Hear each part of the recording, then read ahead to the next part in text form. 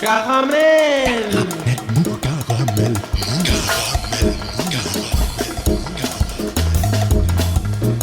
Caramel. Mou. Caramel. Caramel. Mou.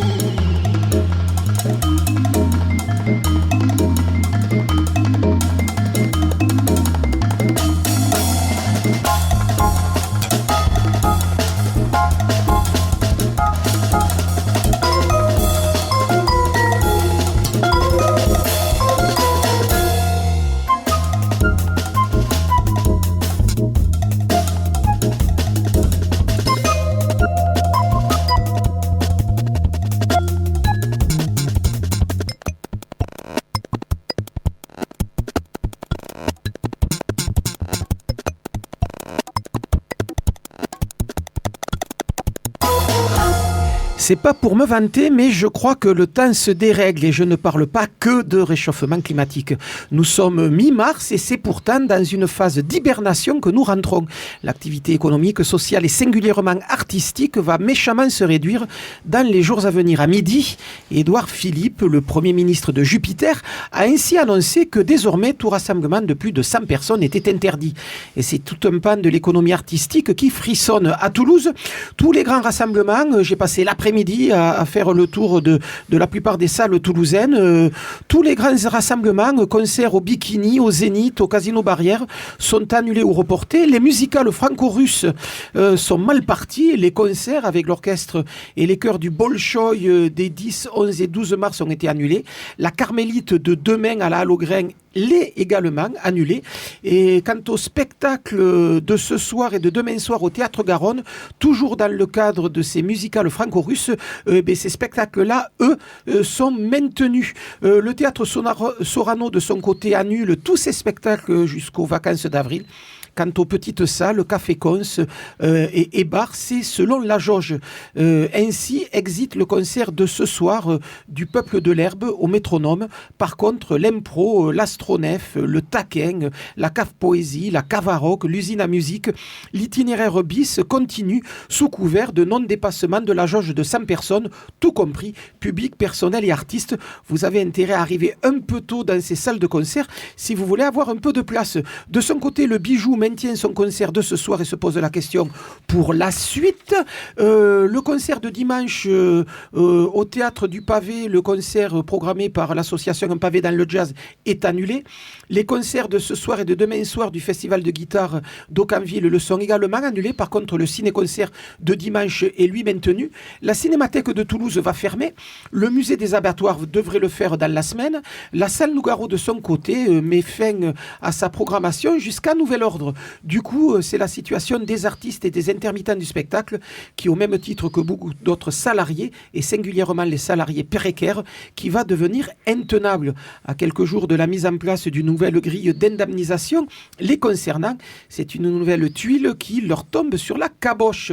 Aussi, espérons, avant d'être obligés de le revendiquer, que l'effort de solidarité proclamé hier par Jupiter lui-même à la télévision les concernera au premier chef. Salut les filles, c'est Joe Kangourou pour un nouvel épisode de Caramel Mou, réalisé et mis en onde ce soir encore par Tulipe. Nous en sommes déjà à la saison 31 de Caramel Mou. Ce soir, on parle musique, on parle action culturelle, on parle label, on parle indépendance artistique avec Francis Estève, ex-batteur d'Expérience, compagnon de jeu. Il est déjà en train de dire qu'il y a quelque chose qui ne va pas, mais il me le dira tout à l'heure. Bassiste, même si on est proche. Oui. D'Expérience, compagnon de jeu de Zedrine et patron du label Doradorovic, qu'il pilote depuis Rodez. Francis Estève, qui n'est pas venu tout seul, puisque Vito Youve, musicien et membre du label Doradorovic, est également avec nous ce soir. Salut. Et puis en fin d'émission, Margot Fête, après nous avoir parlé de la fermeture de 2 collèges dans les quartiers Rennerie et Mirail, dans sa première intervention, de nous avoir parlé de la crise au sein des chercheurs et de la recherche dans sa deuxième intervention. Et bien, ce soir, elle nous parlera des Sauvageonnes, manifestation qui se déroulera les 19, 20 et 21 mars à Mixarmiris. C'est peut-être encore un peu hypothétique, mais on en reparlera de ça. Manifestation qui a l'objectif de mettre en lumière et de partager la pensée pensée féministe.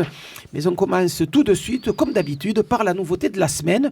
On l'écoute tout de suite, justement, cette nouveauté, et on en reparle tout de suite après avec nos invités du jour. C'est Caramel Mou et c'est tant mieux.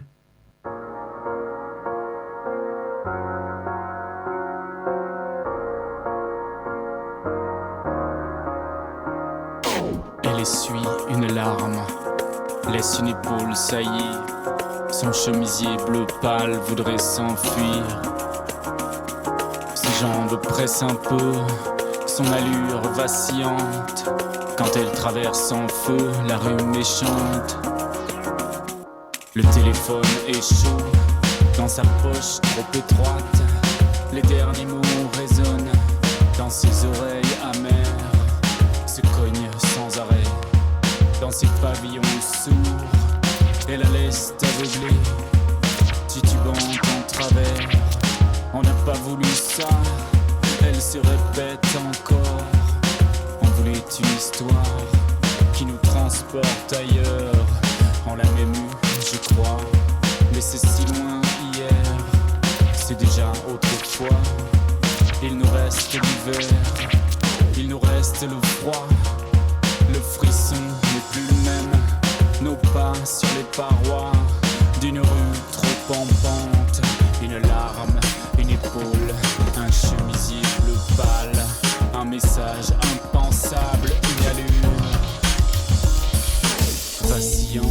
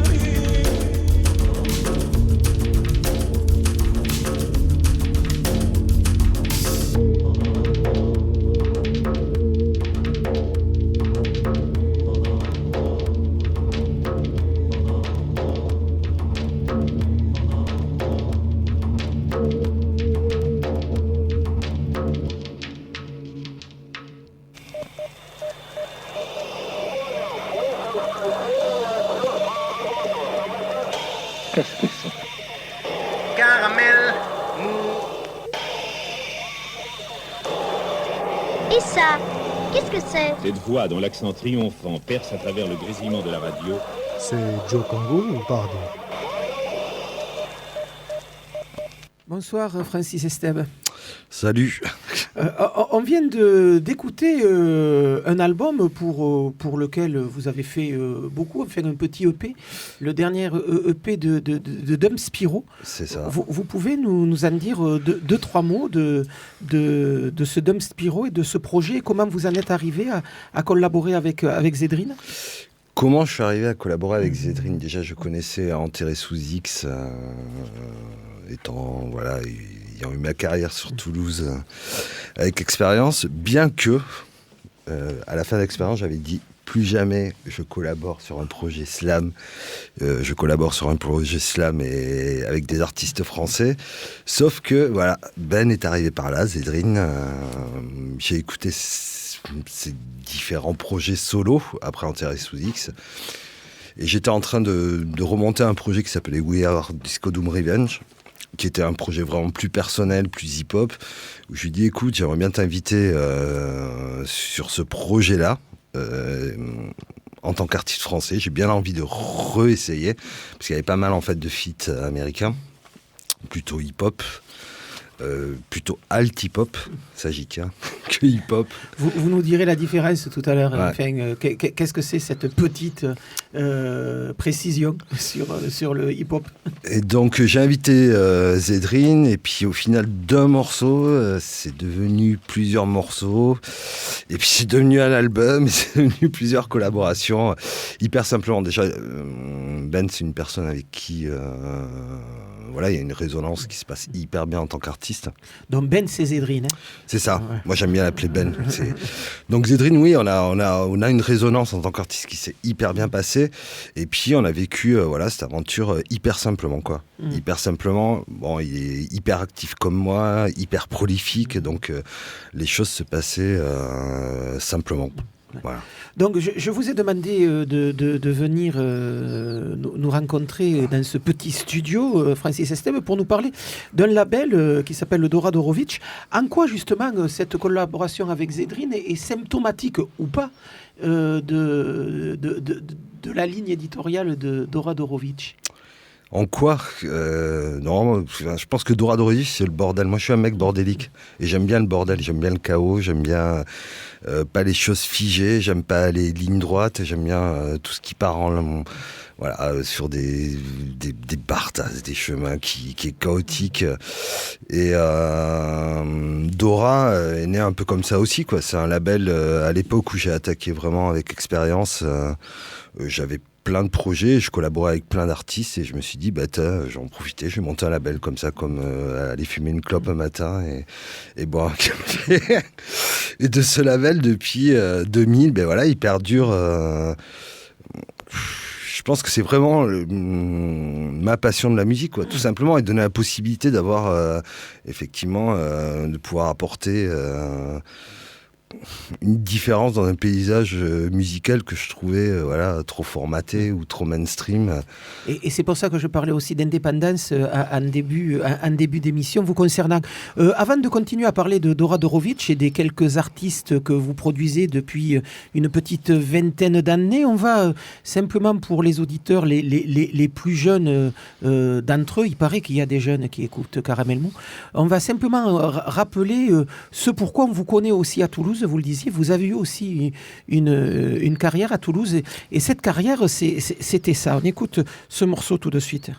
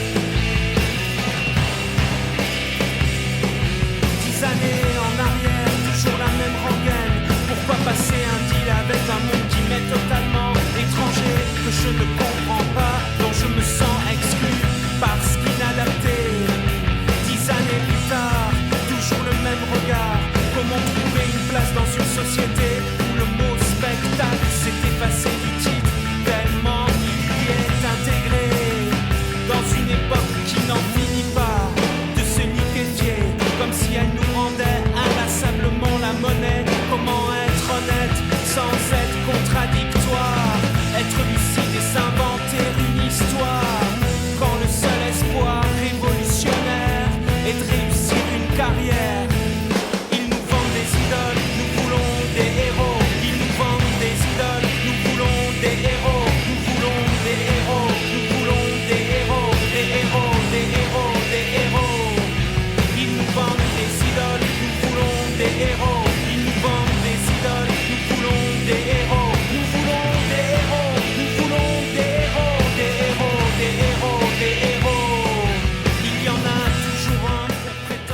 demande des idoles, nous voulons des héros. Ça a été du slogan.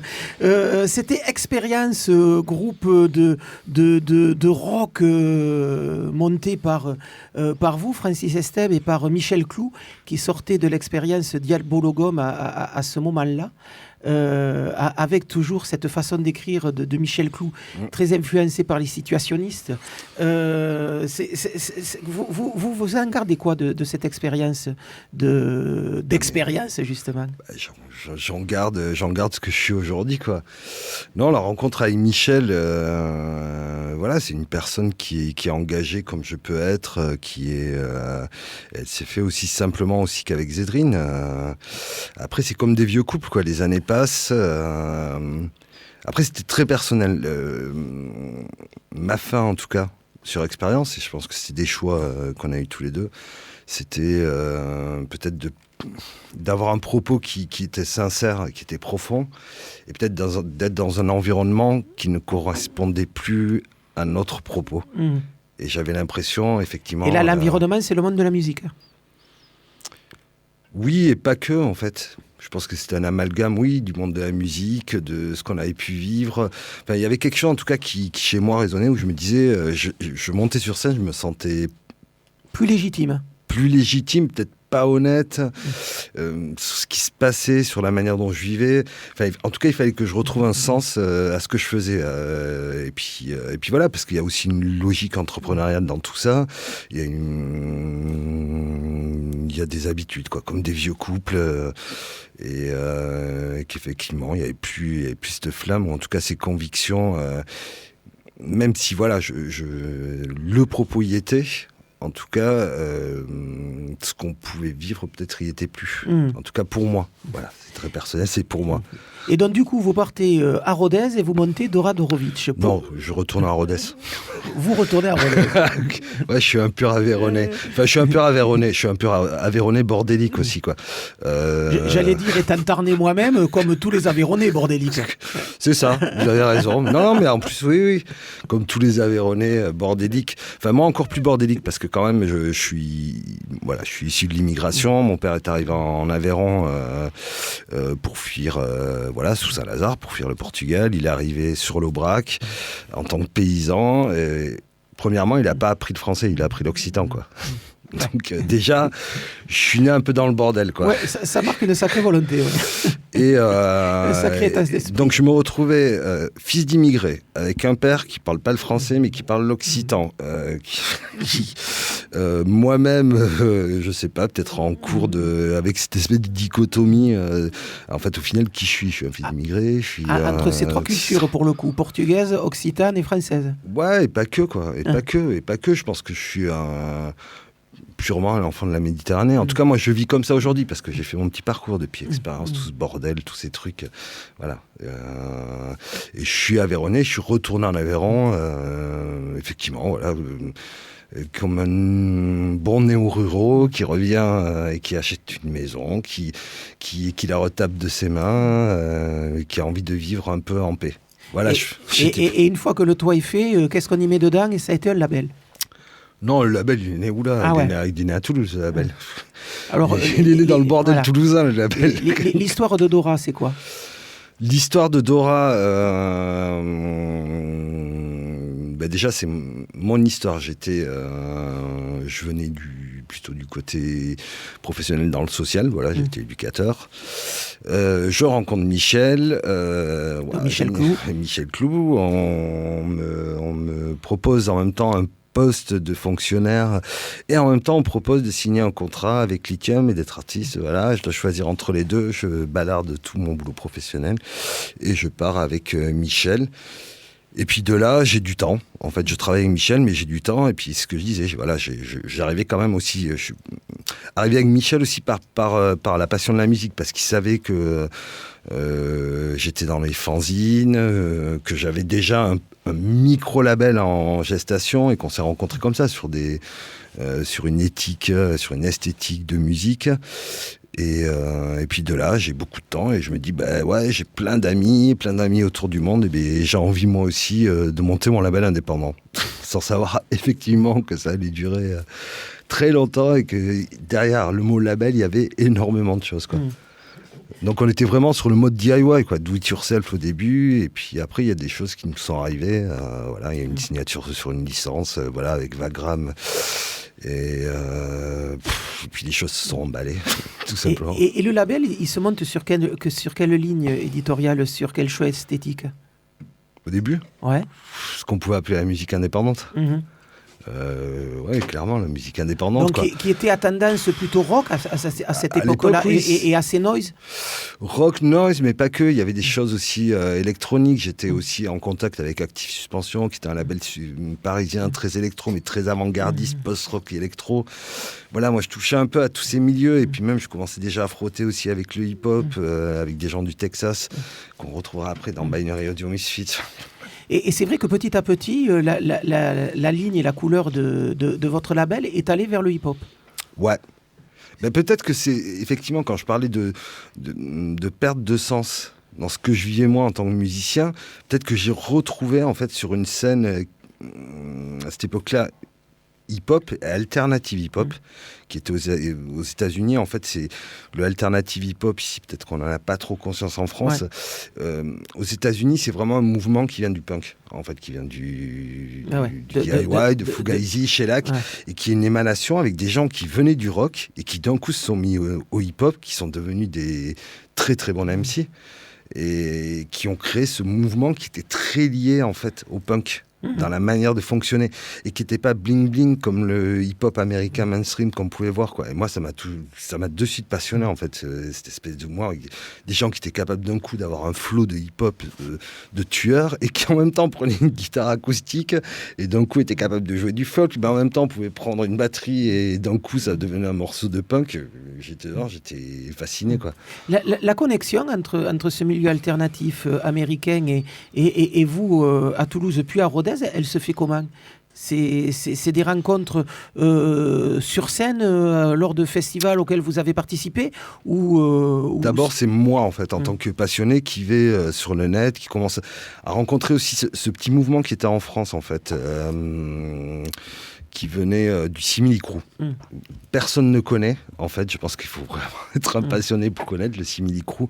C'est en fait un petit mouvement français dont il y avait Pierre de Motionless, qui aujourd'hui est sur Dora, Zoen, qu'on retrouve, qui est un beatmaker qui est hyper connu dans le milieu alt-hip-hop français, mais qui c'est qu'il y avait encore, il y avait Evac, voilà, plein de noms, mais que personne ne connaît, mais qui par contre m'ont envoyé en fait vers tout un réseau américain. Et de là, j'ai vu un espèce de réseau tentaculaire, en fait, avec des labels indépendants et DIY. Par contre, voilà, à l'image de Fugazi, qui était hyper organisée, et vraiment une scène qui existait, en fait.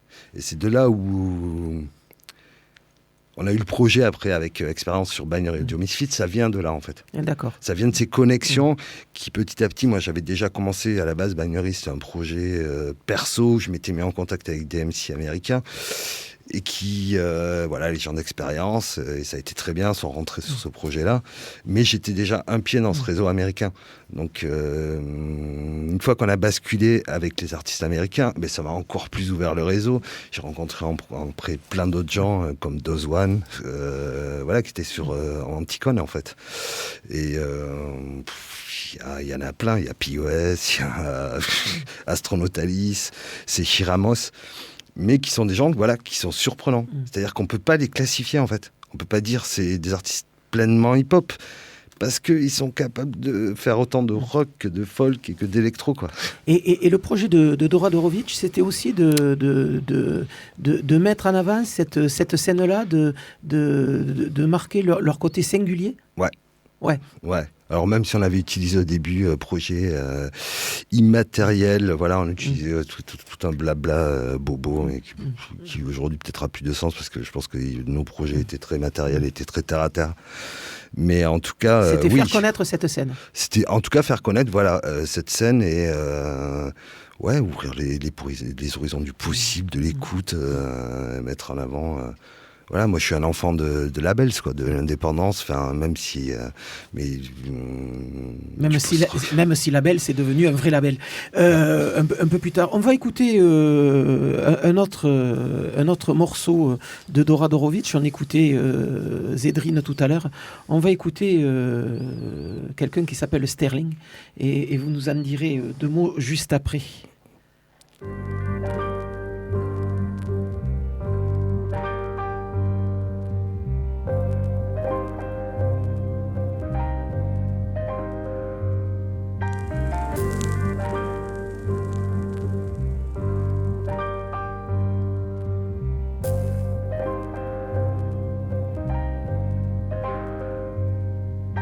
I'm past postpartum and half pre-mortem, adrift within the mixture, fever pitch and stark boredom. Wander in the dark between the heartland and the border. Wonder what they'll make of what I made of this disorder. 29 respite years of cut corners. I slept within the texture and the lines of white flora. Stuck upon the eyelids of a hazy night aura. What the fuck I miss? I'm still adrift in high water. Some of us were old enough and some of us turned dry. Some of us were vacant when we plummeted from the sky. I'm dead, yeah, I can see it in your eyes. I never felt the snow settle heavy in the pine. I'm past hardened with an inch of my discarded mind. The glass half full with the deeper pod of mulled wine. Man down past the flagon on the other side. This pursed mouth would never shout what it could keep inside. And I'ma let it ride. Yeah, I'ma let it ride.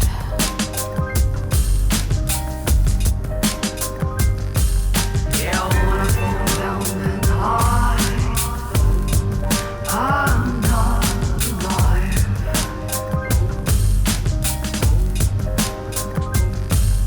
Yeah, I wanna fall down and hide. I'm not alive.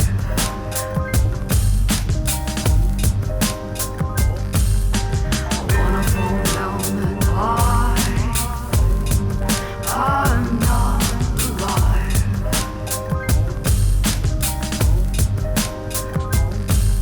Yeah, I wanna fall down and hide. I'm not alive.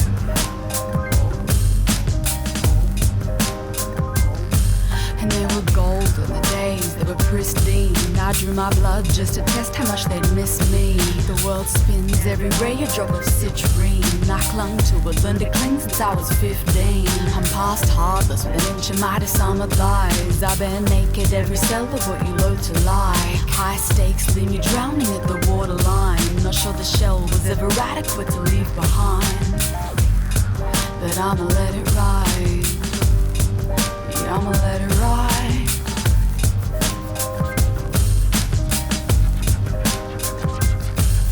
Yeah, I wanna fall down and hide.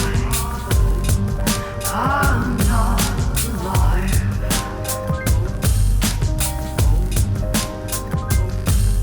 Yeah, I wanna fall down and hide.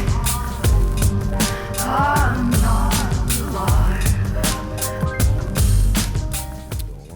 Voilà, Adrift par une chanteuse, Candy Sterling. 2 mots avant de continuer sur Dora Dorovic, sur cette chanteuse et comment elle arrive sur votre label. Alors déjà, Dora Dorovic, je n'ai même pas répondu, je viens d'apercevoir. Pourquoi Dora Dorovic? Mais parce que je vous ai même pas posé la question, donc c'est pour ça que vous n'y avez pas répondu. Et si, je crois, juste avant, si je me rappelle. Donc Dora Dorovic, pourquoi Dora Dorovic? Pourquoi Dora Dorovic? Parce que c'est le nom...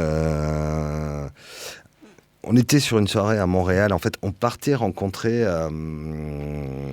C'était à l'époque du post-rock.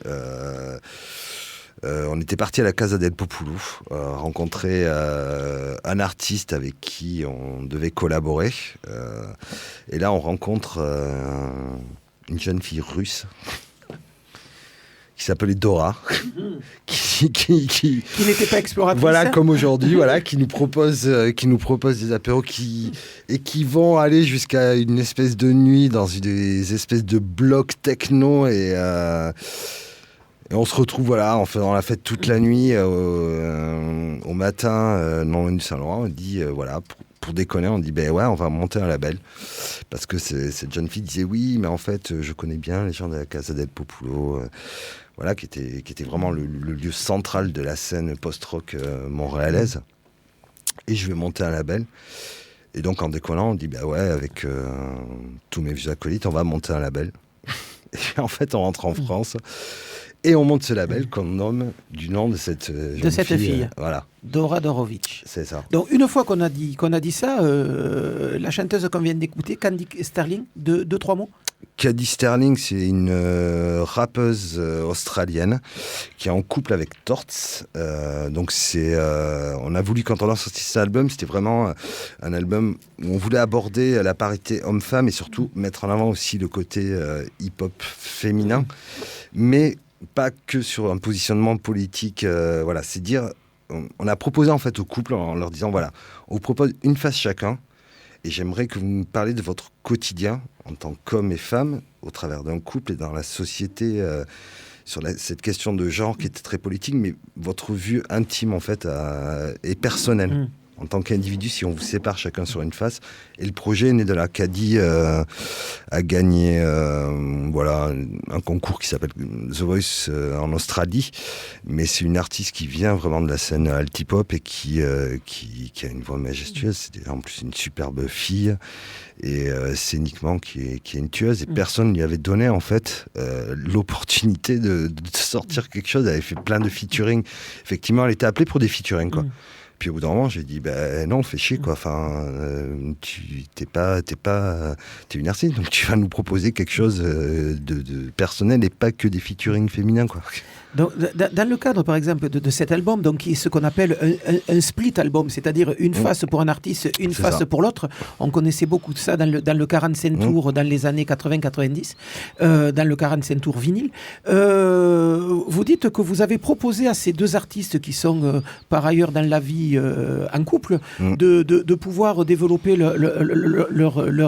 leur focus de ce qu'ils sont en train de vivre. Ça veut dire que le travail aussi d'un producteur et d'un patron de label, ça peut être aussi ça, demander à des artistes de travailler sur un projet que vous avez déjà en tête et pas forcément eux. Au moins, c'est le vôtre dans le cadre de Dora ? Parfois. Ouais. Parfois, oui, effectivement, parfois. Ouais. Ouais. Comment s'est montée l'écurie Dora Dorovic ? On a compris tout à l'heure, quand vous en parliez, qu'il y a des connexions qui se sont faites avec des artistes de tout ce milieu alt-hip-hop américain. Comment s'est fait après le recrutement, le mercato Le mercato, il n'y a pas de mercato, en fait. C'est, je pense, un mercato du cœur, quoi. C'est juste des gens qui se connaissent. La scène alt-hip-hop, elle est vraiment minuscule, en fait. Et on est un tout petit réseau. Et on avait créé un réseau qui s'appelait Connect the Machine to the Map, entre labels, entre artistes, où on s'aidait, en fait, entre les moyens de production. C'est-à-dire qu'on a travaillé avec un label qui s'appelle Fake 4, qui est quand même beaucoup plus puissant que nous aux États-Unis, mais qui nous permettait, par exemple, de pouvoir envoyer en tournée sur toutes les États-Unis des artistes de Dora. Et par exemple, on a sorti un album de Moody Black. Fake 4 s'est occupé de toute la partie CD. Nous, on s'était occupé de la partie vinyle.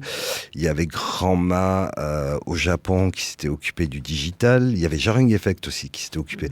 Voilà, on essayait de trouver en tout cas un équilibre, un fonctionnement coopératif entre nous, quoi. Et c'est un peu ça la scène alt-hip-hop aussi. C'est de la mutualisation. Complètement. Et aujourd'hui, l'économie du label, de toute manière, il faut savoir, voilà, aujourd'hui, je ne gagne absolument pas d'argent, j'en perds énormément, quoi. Grande dame de ma famille, mais j'en perds pas tout seul. C'est-à-dire que tous les artistes de Dora participent aussi. Un artiste signe chez Dora et laisse une partie, en fait, de ses gains pour l'artiste qui suit après, quoi. D'accord. Et donc il y a un réinvestissement. C'est pour ça que c'est plus un label un peu un fonctionnement en famille coopératif qui est très spécial, quoi. C'est-à-dire qu'il y a toujours un artiste va en aider un autre et c'est le disque qui sort qui finance celui qui va arriver après. C'est ça. Et on n'a pas intérêt à se prendre de gamelle, quoi. Francis Esteve, vous nous avez amené dans ce studio un artiste qui fait partie de votre label, donc Dora Dorovic, Vito Youve. Bonjour. Salut, enchanté. Donc on écoutera un des morceaux que vous avez publié sur Dora Dorovic. Mais comment vous en êtes arrivé chez Francis? Comment êtes-vous arrivé là? Et pour le coup, si la plupart du temps les artistes qui sont chez Dora sont des étrangers, là pour le coup vous êtes du cru. C'est ça. Donc de base, vous êtes le représentant du hip-hop aveyronnais. représentant, c'est un grand mot. Non, c'est un peu comme Cisco en fait. On a, je vais pas dire les mêmes vies, mais on a beaucoup de points qui peuvent se rassembler. Je suis quelqu'un qui aime bien dire que je suis vagabond. J'ai beaucoup bougé. Et en fait, quand je suis revenu en Aveyron, on me parlait de Cisco, on me disait tout le travail qu'il faisait avec Dora Dorovic. Et c'est un ami à moi, Ronin, dont je passe le bonjour, qui est aussi un rappeur de Rodez. Ouais, mais à mon avis, il n'écoute pas Campus, à moins qu'il ait Internet, je pense qu'on n'arrive pas jusque là-bas. J'espère en tout cas. Et du coup, il m'a parlé de Cisco, on s'est rencontrés, après ça s'est fait vraiment avec le temps, on a commencé... Moi j'aime bien connaître la personne avant de travailler musicalement avec elle. Et le courant a accroché. Aujourd'hui, je travaille avec Cisco. Le courant est tellement passé que vous êtes devenu un membre du label. C'est ça, exactement. Vous vous occupez aussi du côté administratif, du côté... Non, Vito, il s'occupe plus. Moi, très franchement, le streaming, ça me fait chier. Je vais le dire, ça me fait chier, même si je suis en plein dedans. Je suis un vieux de la vieille, j'aime bien toucher les vinyles, ça me fait complètement chier. Et effectivement, aujourd'hui, on est dans l'ère du streaming. Le côté jeune de Vito, c'est qu'il connaît parfaitement tous les rouages et que moi, j'ai plus du tout envie de m'en occuper de ces placements de Spotify, de j'en sais rien, de foutre, de trucs, ça m'agace. Donc Vito fait très bien ce boulot. Parfois, il m'apprend des choses aussi. Après, ce qui est intéressant avec Vito aussi, c'est mon retour en Aveyron a fait que il n'est pas là. La partie de Dora aussi, il y a une partie aussi qui était très pédagogique, en fait, qui faisait partie de la politique de la ville, avec qui j'ai travaillé et où je devais accompagner des projets dans les quartiers. Donc j'ai fait pas mal d'installations en fait de studios MAO sur tous les quartiers du Grand Rodez et de l'agglomération. Au début seul. Donc ça me faisait énormément de travail sur un axe plutôt social. Et d'un coup, je me suis dit, il faudrait que j'investisse. J'ai commencé à rencontrer Ronin, effectivement, puis Vito, qui venait du Rodez City Flow, en fait, qui était déjà un collectif qui était formé... Hip-hop Ruténois. Voilà. Qui était identifié. Moi, je suis Cisco d'expérience, un vieux, qui, non, mais quand j'arrivais dans les quartiers, c'est pas possible. Ce mec-là est tatoué de partout. C'est un rocker, il vient pas du hip-hop, quoi. Donc, j'ai passé, c'était un deal, un contrat moral avec Rodez City Flow et social aussi, en disant, ok, moi j'ai un label, je peux avoir des moyens pour vous aider. Pour vous apprendre. Par contre, je vous accompagne avec des moyens. Ce que je vous demande, c'est ces moyens que moi je vous donne, en fait, vous les rendez sur des ateliers. Vous venez à la rencontre des jeunes, vous venez parler de votre pratique instrumentale, de votre pratique du hip-hop, de votre vision. Et c'est comme ça que, effectivement, Vito, petit à petit, est rentré parce qu'il a suivi ce processus-là et que ça s'est tellement bien passé que je me suis dit, mais non, je vais pas le laisser partir. Et qu'à un moment, Vito, il savait pas trop quoi faire. Il voulait partir sur un service civique à Toulouse qui s'est mal passé. Et puis il m'a rappelé, il m'a dit, ouais, Cisco, ça se passe mal. Je lui ai dit, écoute, moi, je vais te créer un service civique. Tu vas continuer avec moi. Et aujourd'hui, en fait, c'est vraiment mon binôme là-dessus, quoi. Comment on se retrouve à monter des ateliers éducatifs autour du hip-hop alors qu'on est parti pour faire une carrière de hip-hopper? Avec le cœur. Avec le cœur, ouais. Et quelquefois avec un stylo, ça peut aider. Aussi. On va écouter un morceau donc, qui a été produit par Dora Dorovic, où vous parlez de Pierre Soulages. Exactement. Donc Pierre Soulages, il y a le musée à Rodez, c'est un enfant de l'Aveyron. Comment en arriver à écrire sur ce peintre? Morceau, si je me souviens bien, qui doit s'appeler Noire Lumière, donc Soulages, le maître de l'outre noir. Comment on en arrive à écrire sur ce peintre-là, qui vient de fêter ses 100 ans? Joyeux anniversaire. Je pense que c'est un tout. Déjà, quand on arrive à Rodez, on est bien impacté par l'image de Pierre Soulages, qui est quand même très présente. Du coup, c'est aussi une partie un représentant de Rodez, de la culture, en tout cas de l'art à Rodez. Et je voulais ramener aussi ce contraste, dire que oui, ce monsieur a fait beaucoup partie de l'art ruthénois, mais que nous aussi, des jeunes qui faisons de la trappe, de l'autotune, etc., on peut avoir ce message dans l'art et le faire très bien à l'image de l'artiste. Et j'espère avoir accompli cette mission sur ce morceau, quoi. Voilà, donc on va écouter ce morceau de Vito Youve, Noir Lumière, donc produit également par le label de Francis Esteb, Doradorovic. Noir Lumière, Vito Youve.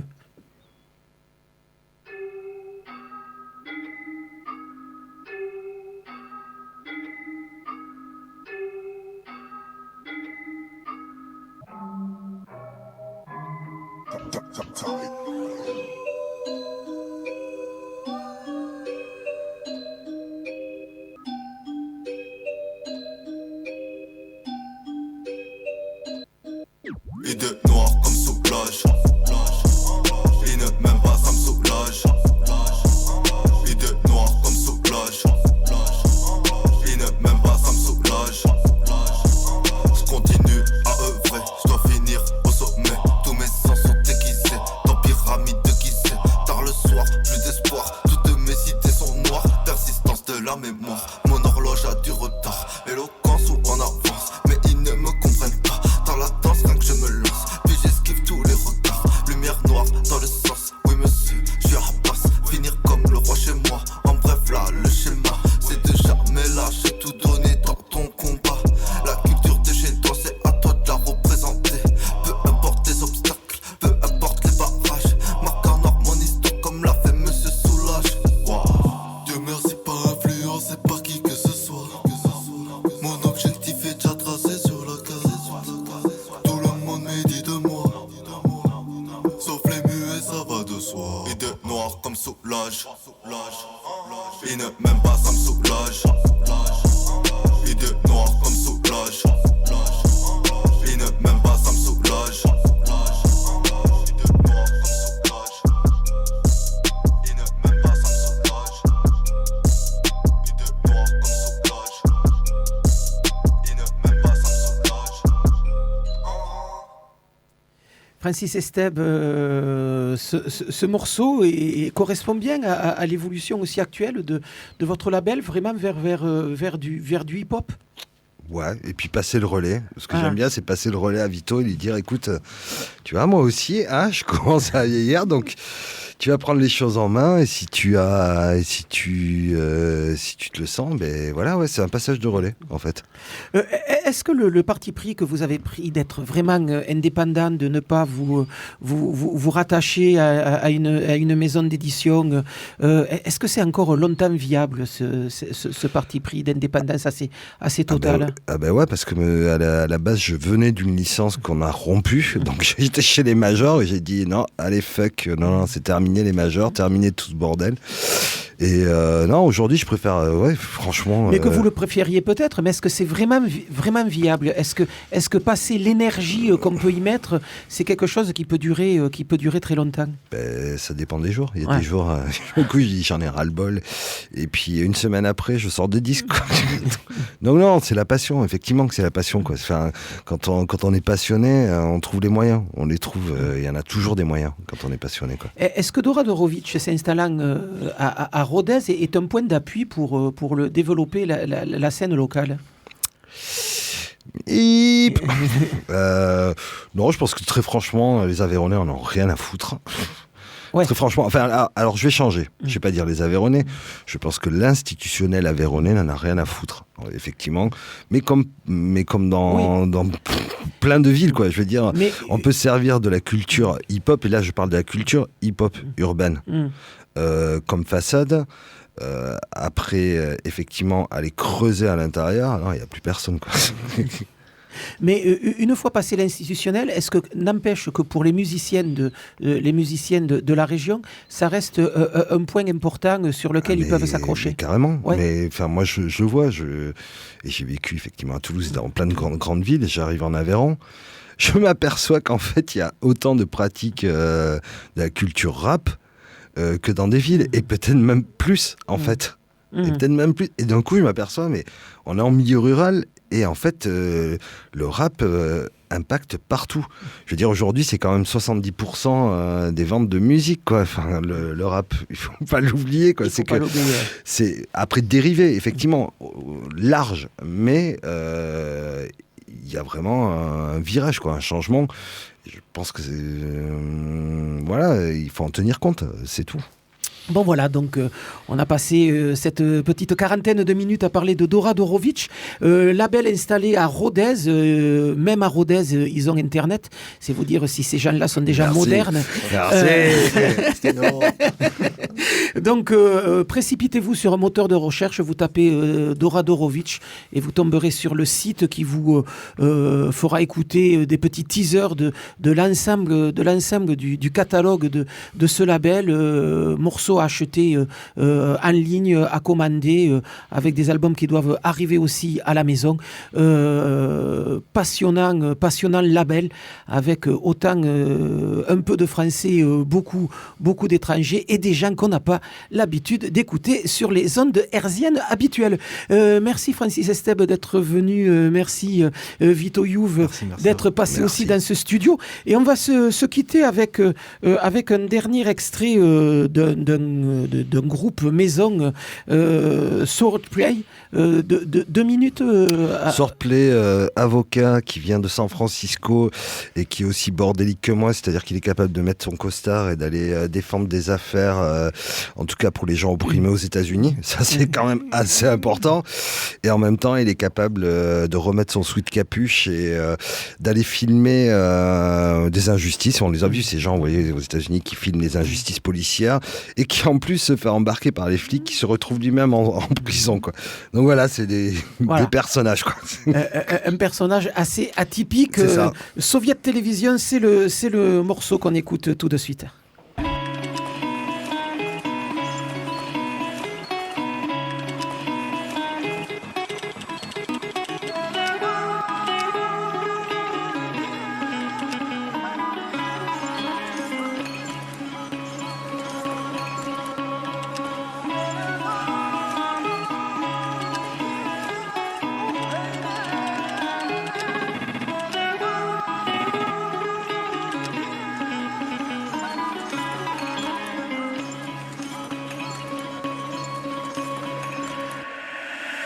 Ever since the beginning, they've been a place of critics, success for maybe in jail cells with failed academics, schizophrenic lieutenants. So we finally ready to break bread when the war drum bangs. It's all pain and panic, a bordel in the center of the Mecca that the kingdom claims. An unhitched carousel, hell ride in the city.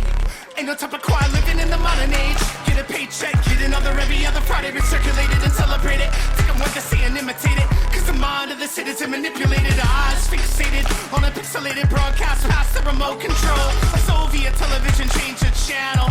That or misinterpreted a little bit. Go along with it, you fall in love with it. You take the message and they send a letter bomb with it. Repetition is a well-known tactic. Get a pat on the back and you're a great success. Maybe you'll be lucky with them DC think tanks, sweepstakes contests and Wi-Fi access.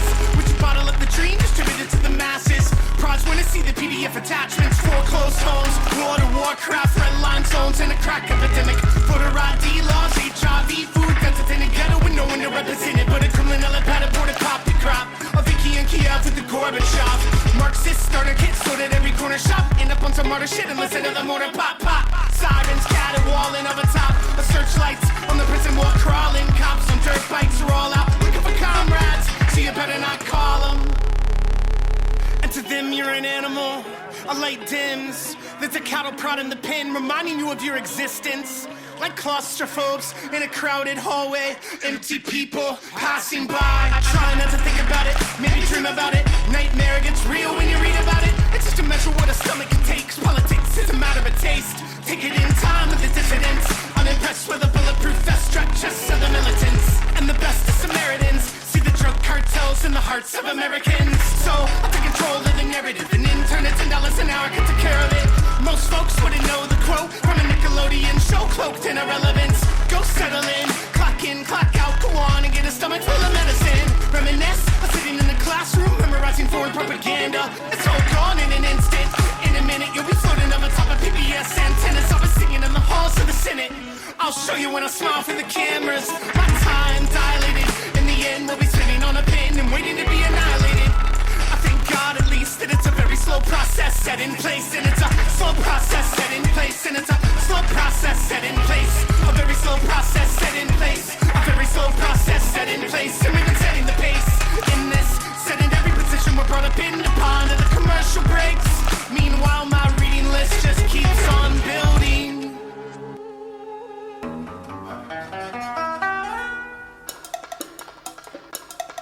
La mer est dangereuse, même s'il n'y a pas d'eau dedans. Quand on creuse dans la baie du Mont-Saint-Michel, on trouve plein de chapeaux de boy scouts.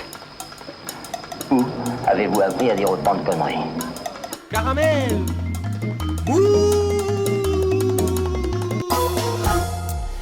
Margot Fett, bonsoir. Bonsoir. Je le disais, vous êtes celle qu'on envoie en ville pour nous dire ce qui est important et ce qui est important et ce qui va s'y passer d'important. Il y a à peu près un mois, vous nous parliez de la suppression de 2 collèges dans les quartiers Rennerie et Mirail. La dernière fois, vous nous parliez un peu des ennuis faits aux chercheurs et à la recherche, au moins dans les derniers projets gouvernementaux qui sont passés depuis que vous en avez parlé. Ils sont passés, ils ont été votés, ça y est, c'est fait, ça va être acté. Et puis là, vous êtes mis en tête de nous parler des Sauvages jaunes. Une manifestation qui va se passer ou pas à Mixar-Miris la semaine prochaine. Je rappelle que Édouard Philippe, cet après-midi, enfin ce midi, a pu annoncer à la télévision que désormais tout rassemblement de plus de 100 personnes était interdit, ce qui va quand même assez limiter les possibilités de concerts, d'expositions, de rassemblements culturels dans le pays. On comprend pourquoi, mais enfin le résultat il est quand même là. Donc je ne sais pas si les Sauvages jaunes auront lieu ou pas. N'empêche que la manifestation est importante, même si elle se passera, elle sera sans doute décalée, et ça vaut quand même le coup d'en parler. Voilà, donc c'est sûr, on ne sait pas encore si ça va être gardé, mais bon. Ou alors peut-être il y aura que 100 personnes qui pourront y assister. Je rappelle, 100 personnes, c'est tout compris. Le personnel de la salle qui accueille le spectacle, les musiciens ou les artistes, et puis le public. Oui. Donc, effectivement, ça fait pas beaucoup, mais peut-être ils vont quand même le maintenir. Il y a déjà une exposition en cours depuis la semaine dernière, donc ce week-end même. Il y a toujours l'exposition artistique avec 8 artistes plasticiennes, illustratrices. Donc c'est toujours même intéressant d'aller ce week-end, même si ce ne sera pas les manifestations théâtrales, conférences prévues.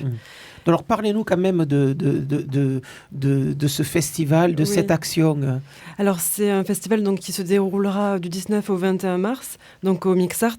Et c'est un festival pluridisciplinaire, à la fois culturel, artistique et engagé, et qui se veut le plus participatif possible, parce que dans les ateliers et les pièces de théâtre qui seront proposées, il y aura toujours une participation du public. Et c'est un festival qui se consacre à l'écoféminisme.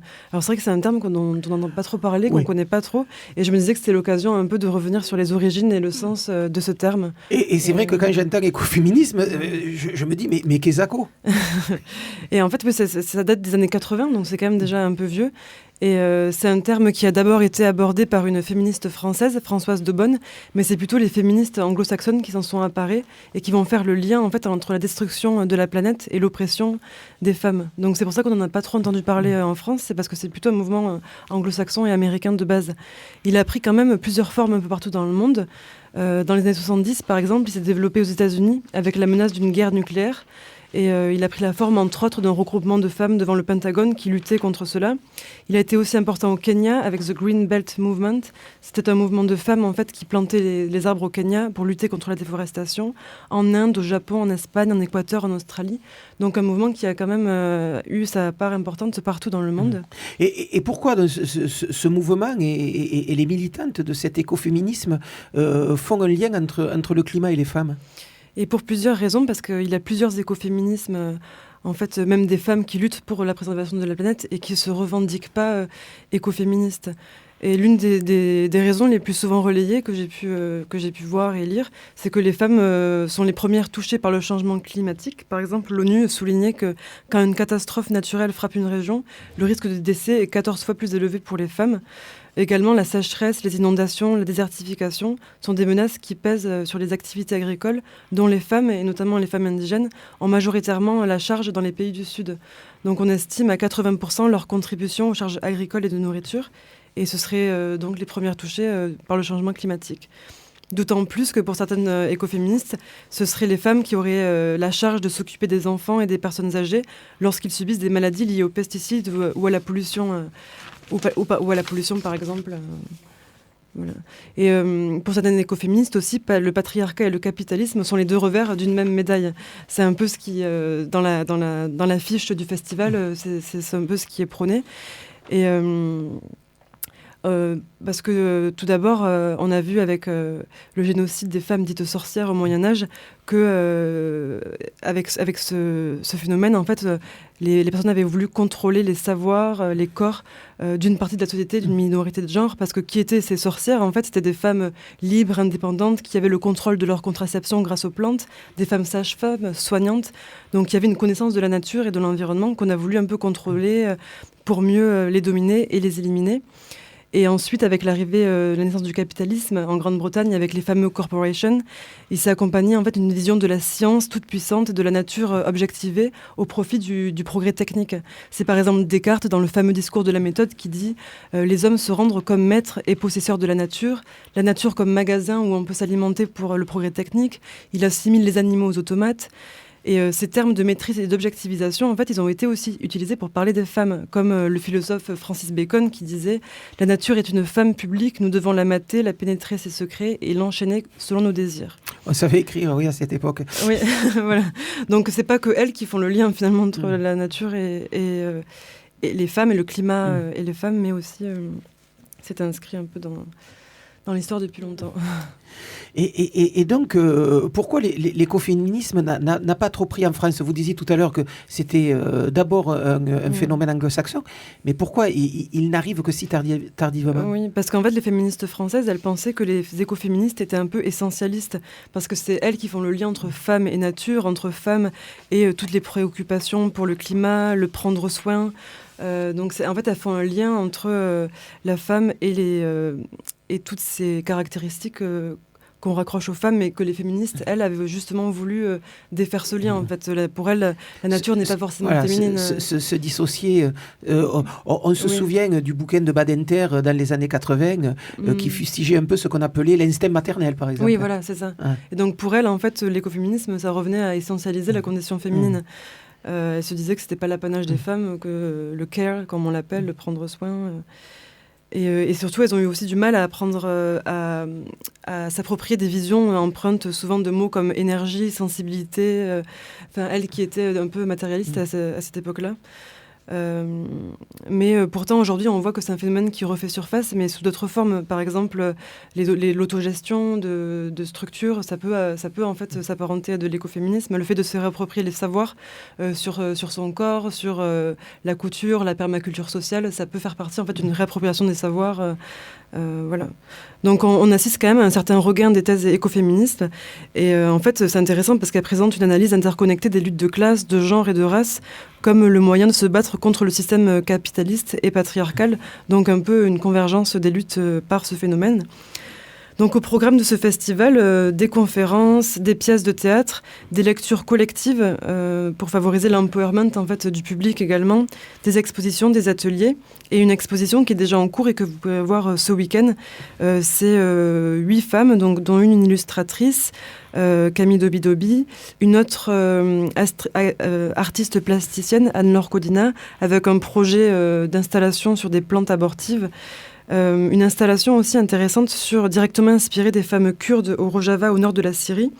En fait, c'est une zone qui est en pleine zone de conflit et dans lesquelles les femmes ont érigé un village autogéré à partir de la terre extraite des sols. Donc elle expose tout ça par une installation. Donc c'est un peu relayer l'actualité par des installations artistiques.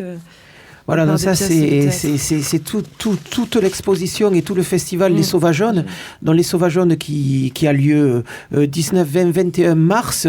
Simplement avant d'y aller, assurez-vous que ça a bien lieu puisqu'il y a de nouvelles restrictions au niveau des jauges des spectacles et Mix Armiris reste un endroit fermé. Oui, c'est ça, voilà. Pour l'instant. Et puis quelques pistes pour aller plus loin pour certaines personnes qui voudraient creuser un peu la question, parce que là j'ai exposé un peu les thèses générales, mais c'est quand même très complexe, donc pour certains quelques-uns qui voudraient, avant le festival, se renseigner.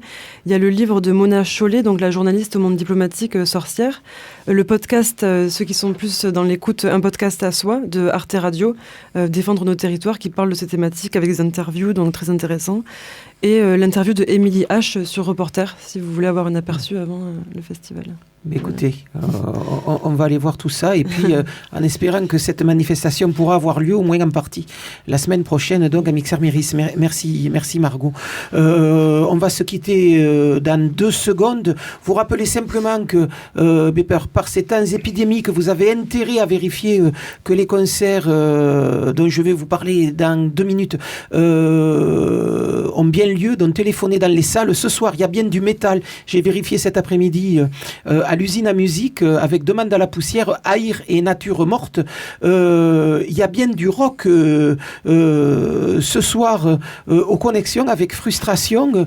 Il y a bien du jazz à l'impro ce soir aussi avec le Nobi, un quartet aux mélodies plutôt étranges, enraciné dans le jazz américain, les musiques de l'Ouest africain et la musique contemporaine avec une instrumentation plutôt étonnante associée à flûte, vibraphone, batterie et contrebasse. Il y a également de la musique afro-cubaine à l'Astronef à partir de 21h avec Irina Gonzalez. C'est vérifié également. Il y a encore du jazz au taquin avec le New Orleans et Surf Music. C'est les filibusters qui jouent ce soir au taquin à partir de 21h30. Demain soir, toujours au taquin, il y a un double concert avec 2 trios, celui du saxophoniste texan Abdou Salim et celui du guitariste Tom Bernus. Tout ça dans le cadre du Drum Summit. Et puis ce soir au Bijou, Charlie Chanteur, chanson désopilante et surréaliste à 21h30. Le Bijou ne sachant pas s'il continue à programmer des concerts la semaine prochaine. On en reparle nous la semaine prochaine également, même heure, même adresse. Dans 2 secondes, et bien, vous avez la suite et ça va méchamment agresser les tympans puisque là on est vraiment dans la musique de jeunes avec John Little pour le Little by Little Show. Caramel Mousse, c'est terminé pour aujourd'hui. John Little, c'est juste après ça.